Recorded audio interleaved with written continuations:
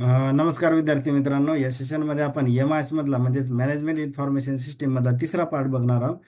तर एक्झाम आता जवळच आलेली आहे. तर म्हणजे जेवढे जेवढे आपल्याच्यानं ऑब्जेक्टिव्ह सॉल्व्ह करणं होतील किंवा बघणं होतील किंवा नजरी खालून जातील तेवढं आपल्यासाठी एक्झामच्या दृष्टिकोनातून चांगलं. तर जे विद्यार्थी मित्र पहिल्यांदाच माझ्या चॅनलला व्हिजिट देत असतील त्या विद्यार्थ्यांना रिक्वेस्ट आहे की जवळपास म्हणजे आता किती 16 युनिटचे पूर्ण ऑब्जेक्टिव्ह माझ्या यूट्यूब चॅनलच्या प्लेलिस्टमध्ये आपण जाऊन बघू शकता. प्रत्येक युनिटवर व्यवस्थित पूर्ण जवळपास सिलेबस कव्हर केलेला आहे. त्या बेसवर ऑब्जेक्टिव्ह बनवलेले आहेत.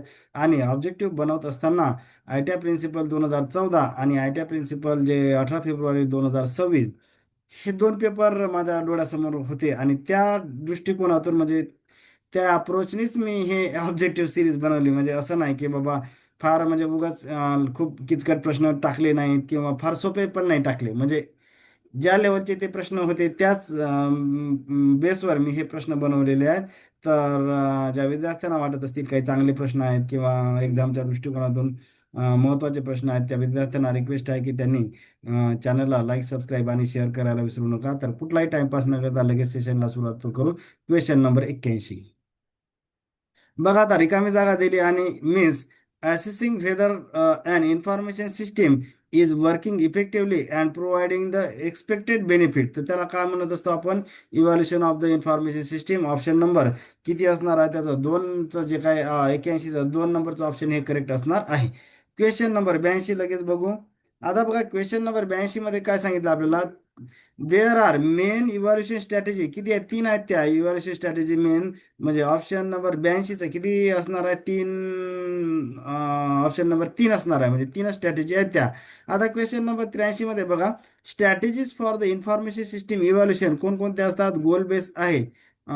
याला काय करा फक्त तुम्ही, इथं एक कन्सिडर करा याला असा. हे 1 नंबरचं ऑप्शन. आणि हे जे इथं दिसते ना 1 2 3, म्हणजे याला काय कन्सिडर करायचं? A B C. म्हणजे जसं गोल बेस म्हटलं की त्याला 1च्या जागी A कन्सिडर करा. गोल फ्री म्हटलं की 2च्या जागी B कन्सिडर करा. आणि क्रायटेरिया बेस म्हटलं की 3च्या जागी C कन्सिडर करा. म्हणजे त्या दृष्टिकोनातून हे तसे त्याच्या मॅचिंगनुसार हे ऑप्शन आहेत कालचे. तर गोल बेस असते का? तर म्हणजे ए स्टेटमेंट बरोबर आहे. बी जर आपण बघितलं तर काय? गोल फ्री आहे, हे सुद्धा बरोबर आहे. क्रायटेरिया बेस हे सुद्धा बरोबर आहे. ऑप्शन नंबर 3 करेक्ट असणार. 83चा ऑप्शन नंबर 3.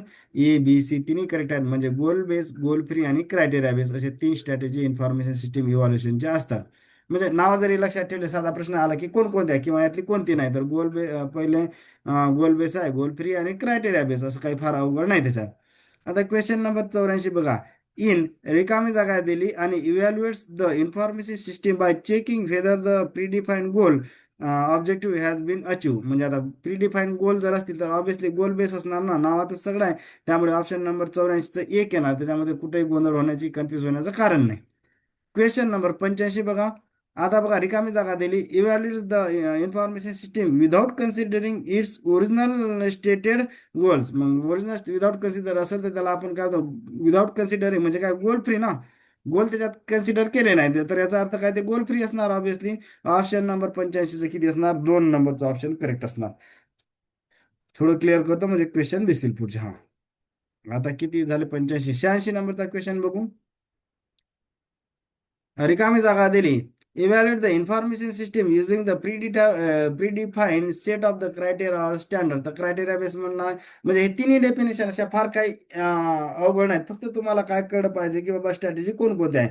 पहिली गोल बेस होती, दुसरी गोल फ्री होती आणि तिसरं क्रायटेरिया बेस आहे. एवढं जरी नाव लक्षात ठेवले तर त्याच्यावर डेफिनेशन आली तर ते आपल्याला नावातच दिसते. त्यामुळे असं काही फार पाठ करायची गरज नाही. नंतर बघा question number 87. Choose the correct म्हणजे सेंटेन्स किंवा फोकस कशावर आला. तर गोल बेस असला तर अचिव्हमेंट ऑफ द गोल. दुसरं गोल फ्री असेल तर ऍक्च्युअल इफेक्ट. म्हणजे गोल विदाऊट गोल आहे ना, तर म्हणजे काय? गोल कन्सिडर नाही करायचा तर त्याचा ऍक्च्युअल इफेक्ट किंवा आउटकम कन्सिडर करायचं. तर हे गोल फ्री मध्ये आहे. क्रायटेरिया बेस म्हणजे काय? प्री डिफाईन स्टँडर्ड असते किंवा प्री डिफाईन काहीतरी क्रायटेरिया असते. तर त्याच्यामुळे ऑप्शन नंबर 3 करेक्ट असणार आहे. A B C तिन्ही करेक्ट आहेत. क्वेश्चन नंबर 88 बघा.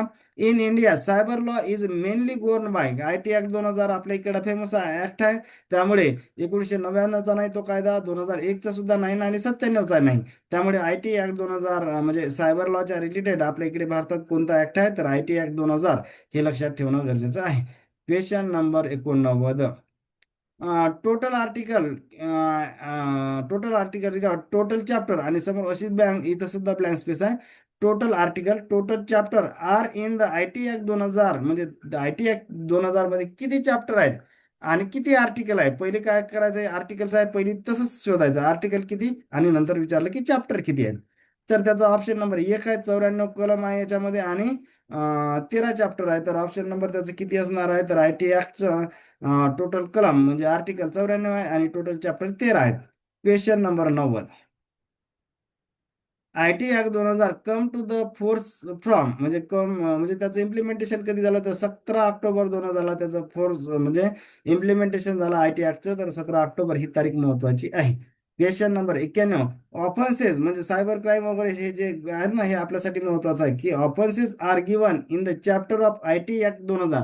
तर 11व्या चॅप्टर मध्ये दिलेलं आहे ते ऑफेन्सेस, म्हणजे सायबर क्राईम किंवा ITच्या रिलेटेड किंवा सायबरच्या रिलेटेड जे काही गुन्हे आहेत तर ते चॅप्टर नंबर 11 ऑफेन्सेस जर आला आपल्याला तर कोणत्या चॅप्टर मध्ये दिले, तर त्याचं उत्तर आहे चॅप्टर नंबर 11. क्वेश्चन 90 झाले. हा 91 नंबर, किती झाले इकडे, 91 झाले ना. 92 नंबरचा क्वेश्चन. आता बघा काय सांगितलं, choose the correct article pass tampering with the computer documents. किती झालं, क्वेश्चन नंबर 92 ना. टॅम्परिंग विथ द कम्प्युटर 66 मध्ये काय, हॅकिंग विथ द कम्प्युटर. 67 मध्ये काय सांगितलं, publishing information which is of seen in the electronic form. मी याला काय करत असतो, 65, 66, 67 THP असं लक्षात ठेवत असतो. म्हणजे हे इथं इथं थोडस, एक मिनिट, असं लक्षात ठेवा, TH आणि P म्हणजे काय आहे, 65, 66, 67 असं लक्षात. T म्हणजे टॅम्परिंग, 66 म्हणजे हॅकिंग आणि 67 म्हणजे पब्लिशिंग, असं मी त्याला लक्षात ठेवतो. म्हणजे ऑप्शन नंबर 3 करेक्ट आहे. क्वेश्चन नंबर 93 बघा, चूज द करेक्ट. आता बघा 66B काय, डिसऑनेस्टी, हनेस्टली झालं का ते, एक मिनिट. 66B डिसऑनेस्टली, यस करायचं. हे आर दिसते तुम्हाला असा, म्हणजे आता वाचता येईल.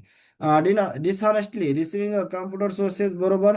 66 बी तेच कलम आहे, तर त्याच्यामध्ये इम्प्रिझनमेंट किंवा जेल 3 वर्षे आणि फाईन 1 लाखाचा आहे. नंतर 66C आयडेंटिटी थेफ्ट, सी आणि चोरी, मी असं लक्षात ठेवतो, सी आणि चोरी लक्षात राहते ना. त्याला पण इम्प्रिझनमेंट किंवा जेल 3 वर्ष आणि 1 लाख रुपये फाईन आहे. नंतर 66 इन्व्हॉल्विंग प्रायव्हसी, तर तिथं पण 3 वर्ष इम्प्रिझनमेंट किंवा जेल, आणि इथं फाईन फक्त 2 लाख आहे. वरच्या याच्यामध्ये 1 1 लाख होतं ना, इथं 2 लाख आहे. तिन्ही करेक्ट आहे. ऑप्शन नंबर 3 हे करेक्ट उत्तर असणार आहे. क्वेश्चन नंबर, हा एक्झामच्या दृष्टिकोनातून अत्यंत महत्वाचे जे क्वेश्चन आहेत हे 94 आणि 95. तर हे निदान वरचे कलम जरी लक्षात राहिले नाही तरी पण हे 94 आणि 95 हे एक्झामच्या दृष्टिकोनातून अत्यंत म्हणजे अत्यंत महत्वाचे आहे. Cyber terrorism are mention in article, कोणत्या कलमात सांगितलं आहे म्हणजे सायबर टेररिझम, तर त्याचा कलम आहे 66F. हा कलम लक्षातच असला पाहिजे. कारण की जर आपण राज्यसेवा गट बी, गट ब, गट क या एक्झाम बघितल्या ना, तर त्याच्यामध्ये मेन ज्या एक्झाम बघितल्या तर त्याच्यामध्ये खूप वेळा हा 66F सायबर टेररिझम हा क्वेश्चन विचारलेला आहे. तर त्याच्यामुळे हा एकदम महत्वाचा कलम आहे आणि तो पाठ असणं अपेक्षितच आहे. नंतर क्वेश्चन नंबर 95.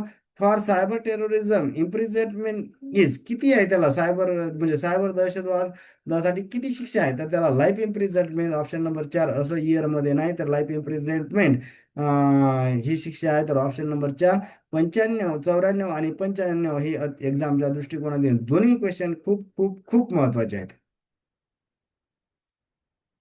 नंतरचा किती, 95 झाले. क्वेश्चन नंबर 96 घेऊन बघा, आता काय सांगितलं, tampering with the computer sources document related in कोणत्या, आपण बघितलं ना काय सांगितलं आपण, THP, TH आणि P असं बघितलं ना आपण.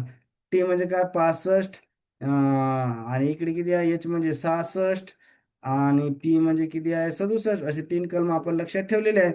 बघा आता टॅम्परिंग कोणत्या रिलेटेड असणार, 96चं ऑप्शन नंबर 1 असणार ना. 96चं ऑप्शन नंबर 1. नंतर 97.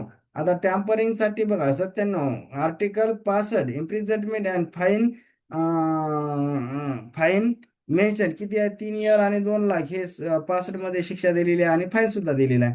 क्वेश्चन नंबर 98 बघा, publishing information which is options in electronic form mention in article. बघा THP, पी कुठं आहे आपला पब्लिशिंग म्हणजे इथं 67, म्हणजे ऑप्शन नंबर त्याचं किती उत्तर असणार आहे? 98चं 3 नंबरचं उत्तर असणार आहे, म्हणजे 67. आता किती झाले? क्वेश्चन नंबर 98चं 3 लिहिलं आपण. 99 क्वेश्चन नंबर बघा. In article 67 imprisonment and fine mention किती आहे त्याच्यात? 5 इयर इम्प्रिझनमेंट आणि 10 लाख रुपये फाईन आहे. तर ऑप्शन नंबर जे 99चा आहे ते ऑप्शन नंबर 1 हे करेक्ट असणार आहे.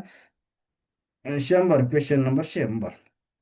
Article 66 related to the sending offensive message, but Supreme Court struck it down as a unconstitutional for violating free speech in 2015ला. तो 66A हे म्हणजे बाद करण्यात आला सुप्रीम कोर्टानं. त्यामुळे 2015 ऑप्शन नंबर हे 3 हे करेक्ट आहे. तर हे 100 झाले. आता पुढे मी याच्यावर क्वेश्चन घेतले नाही, कारण की इथे 16व्या युनिटमधला पूर्ण सिलेबस संपला. तर म्हणजे आपले किती झाले 16व्या युनिटवर? पहिल्या सेशनमध्ये मी 40 घेतले होते, दुसऱ्या सेशनमध्ये 40 आणि याच्यामध्ये 20, म्हणजे असे 100 क्वेश्चन झाले. तर बऱ्यापैकी 16वं युनिट जे आहे याच्यामध्ये कव्हर झालेलं आहे, म्हणजे महत्त्वाचे पॉईंट जे आहेत ते सगळे याच्यामध्ये आपण घेतलेले आहे. आता सायबर लॉ दिला आपल्याला सिलेबसमध्ये, म्हणून पूर्ण IT ऍक्ट पाठ करायचा का नाही? फक्त सायबर गुन्हेगारीच्या रिलेटेड जे आपण चॅप्टर 11 मधले महत्वाचे कलम बघितलेले आहे. पूर्ण 94 कलम पाठ करायची गरज नाही. फक्त त्याच्यामध्ये लक्षात ठेवायचे 13 चॅप्टर आहे, 94 कलम आहे. 17 ऑक्टोबर 2000ला इम्प्लिमेंटेशन कलम चॅप्टर 11 आपल्यासाठी ऑफेन्सेस, त्याच्यामध्ये सायबर गुन्हे आहेत. तर तेवढं एक लक्षात ठेवायचं आहे. होप करतो बऱ्याच गोष्टी फास्टमध्ये सांगितल्या. काही जर महत्त्वाचं वाटत असेल तर चॅनलला लाईक, सबस्क्राईब आणि शेअर करायला विसरू नका. थँक्यू.